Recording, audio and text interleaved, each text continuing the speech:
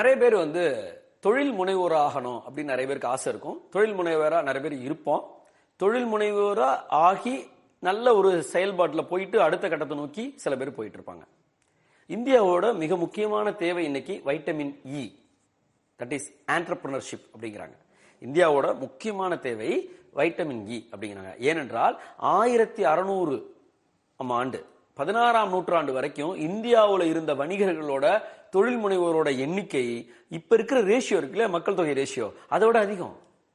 இப்ப மக்கள் தொகைக்கு ஏற்றாற்போல் இருக்க தொழில் முனைவோர்கள் அளவு கம்மி. அப்ப இருந்த மக்கள் தொகையில தொழில் முனைவோர் அதிகம், பெர்சன்டேஜ் ஜாஸ்தி. ஏன் அப்படின்னா தொழில் முனைவோர்கள் அப்ப அதிகமாக இருந்தார்கள். பிறகு பிரிட்டிஷார் வந்தாங்க, நிறைய ஆட்சி முறைகள்லாம் மாறிச்சு, ஆட்டோமேட்டிக்கா எல்லாரையும் வேலைக்காரங்களா மாத்திட்டாங்க. ஆனா இப்ப தொழில் முனைவோர் நிறைய தேவைப்படுறாங்க. இப்ப இந்த தொழில் முனைவோரா ஆகிறதுல என்ன ஒரு சின்ன மாறுபாடுகள் இருக்கு. நீங்க தொழில் முனைவோரா ஆகணும் அப்படின்னா எடுத்த உடனே படிச்ச உடனே தொழில் முனைவராக முயற்சி பண்ண வேண்டாம். ஒரு இடத்துக்கு வேலைக்கு போகலாம். ஆனா மனசுக்குள்ள அந்த தொழில் முனைவோரா ஆகணுங்கிற அந்த இது இருக்கட்டும், அந்த ஃபயர் இருக்கட்டும், அந்த டிசைர் சொல்றாங்க, பர்னிங் டிசைர், அது இருக்கட்டும். ஆசை, கொழுந்து விட்டு எரியும் ஆசை, அது மனசுக்குள்ள இருக்கட்டும். அந்த நம்பிக்கையோடயே வேலைக்கு போகலாம். அந்த வேலைக்கு போகும்போது இந்த நிறுவனம் ஏன் நிறுவனம் நினைச்சு வேலை பார்க்கணும், இந்த நிறுவனம் என்னுடைய நிறுவனம் அப்படின்னு நினைச்சு வேலை பார்க்க ஆரம்பிக்கும் போது அந்த இடத்துலதான் அந்த பூ மெதுவா மலர ஆரம்பிக்கும். அதன் பெயர் இன்ட்ராப்ரனர். இன்ட்ராப்ரனர் ஒரு நிறுவனத்துக்குள்ள, ஆனால் இந்த நிறுவனமே என்னது நினைச்சு வேலை பார்க்கிற ஊழியரோட பெயர் இன்ட்ராப்ரனர். அப்ப இன்ட்ராப்ரனரா இருப்பாங்க, உள்ளேயே ஒரு தொழிலதிபர்.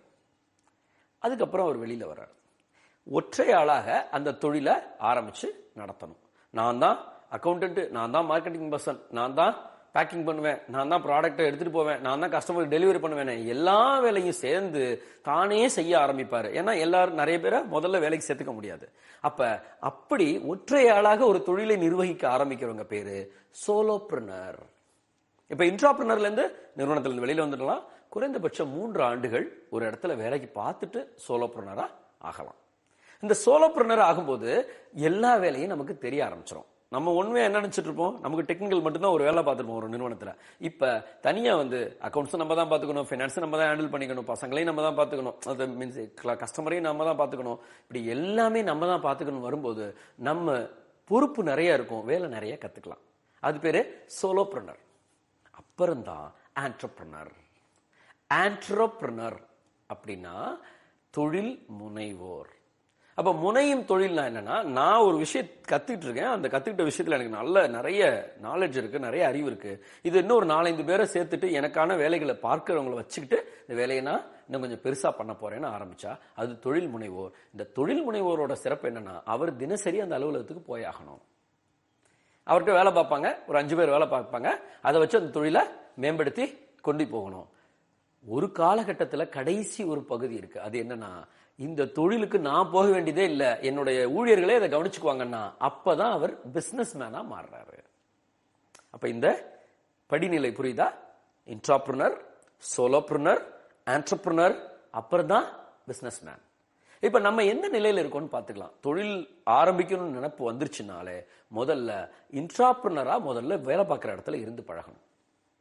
அதுக்கப்புறம் தனியா போய் சோலோப்ரனரா ஆகணும், அப்புறம் ஆண்டர்பிரினர் ஆகலாம். ஆண்டர்பிரினருக்கு வந்து நிறைய குணாதிசயங்கள் தேவைப்படுது. ஆண்டர்பிரினரை பொறுத்த வரைக்கும் யாரை வேலைக்கு எடுக்கணும் அப்படின்றது தெரிஞ்சுக்கணும். எனக்கு இவங்க வேலைக்கு தயாராவாங்களா அப்படிங்கறத பார்த்துக்கணும்.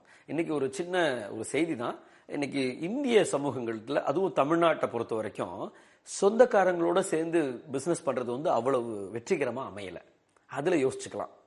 அப்புறம் தினசரி இந்த அலுவலகத்து வேலைகளை நான் பார்க்க போறேங்கிற முடிவுக்கு வந்துட்டு அதுக்கு ஒரு டைம் ஷெட்யூல் போட்டு போகலாம்.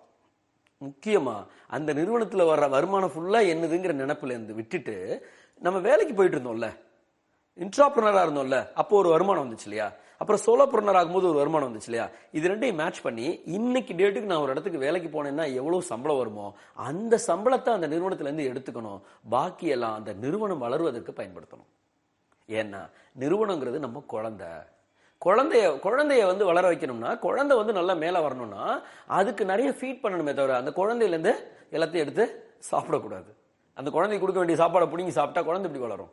அது செய்யக்கூடாது. அப்ப நிறுவனம் வளர்றதற்காக நம்ம சம்பளத்தை மட்டும்தான் எடுத்துக்கணும். அதுதான் ஆண்டர்பிரினரோட முக்கியமான குணாதிசயமா இருக்கும். அப்ப நீங்க சோலோபிரினரா ஆண்டர்பிரினரா அப்படிங்கிற முடிவுக்கு வாங்க. சோலோபிரினர் ஆண்டர்பிரினரா மாறிடலாம். ஆனா சோலோபிரினர் இருக்கும்போது நிறைய விஷயங்களை கத்துக்கலாம். ஆனா அது ரொம்ப நாள் நீடிக்கிற மாதிரி வச்சுக்காதீங்க. வெற்றி பெருசா அப்படின்னு சொல்லுவாங்க, அது ஆகாம போயிடும்.